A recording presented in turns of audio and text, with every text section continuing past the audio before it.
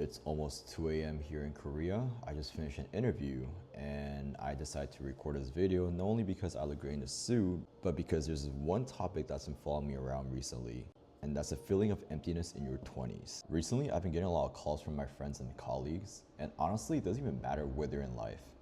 Guys, girls, people who are working, people who are unemployed and job hunting like me, people who are still in school, or people who are just taking a break and trying to figure out what's next. No matter what stage you're in, it feels like everyone keeps coming back to the same thing. This quiet feeling of emptiness in your 20s. And when I really thought about it, I noticed that it shows up differently for everyone. If you're working, maybe you don't even like your job. You might hate your coworkers. Maybe you feel like you don't fit in, or you're just bored of doing the same thing over and over again every single day. And then you start envying people who are unemployed and traveling, posting photos, having fun, looking like they're actually living a fun life. If you're unemployed and job hunting, like me, you might feel empty and lost after getting hundreds of emails that all start with the word unfortunately. You get tired of sending resumes, tired of cold emailing, and you start comparing yourself to people who have stable jobs and money while you are still a broke ass. And honestly, sometimes that comparison just makes you feel worthless. And if you're still in school, maybe you feel behind, maybe you change your major, took a gap year, or decide to just take things slow. And you end up envying both sides. Those who are working for their stability and those who are unemployed for their freedom. And I think I kind of know why we feel this way. It's because we're not really in a system anymore that naturally levels us up as the year goes. And we also don't no longer have that guidance that tells us exactly what to do next. When you're still in school, it's pretty clear. You move to the next grade, then the next, then college, then you graduate. There's always a next step that's given to you. Now that we're officially in adulthood, it's like an open world game. There's no main quest marker.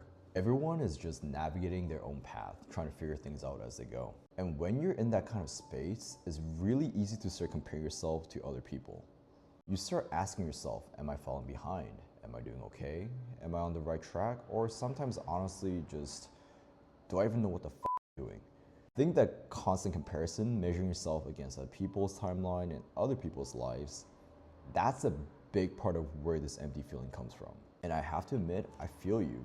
I'm one of you. I really thought I was pretty set when I graduated from UChicago, but then pretty much every single one of my postgraduate plans fell apart. But thanks to that, I'm having the opportunity to explore different options of my life that I believe now is a lot better than my old plan, and I'm a lot happier now.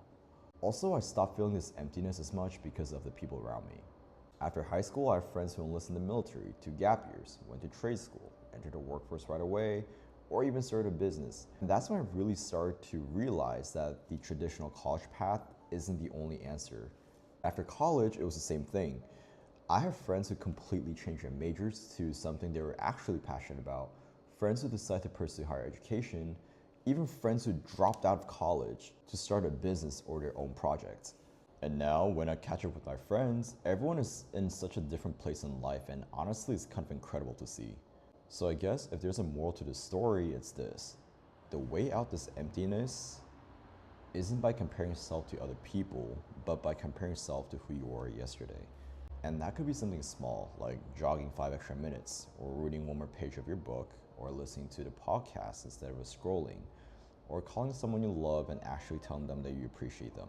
Or maybe just sitting down and sketching out what you want your next 5 or 10 years to look like.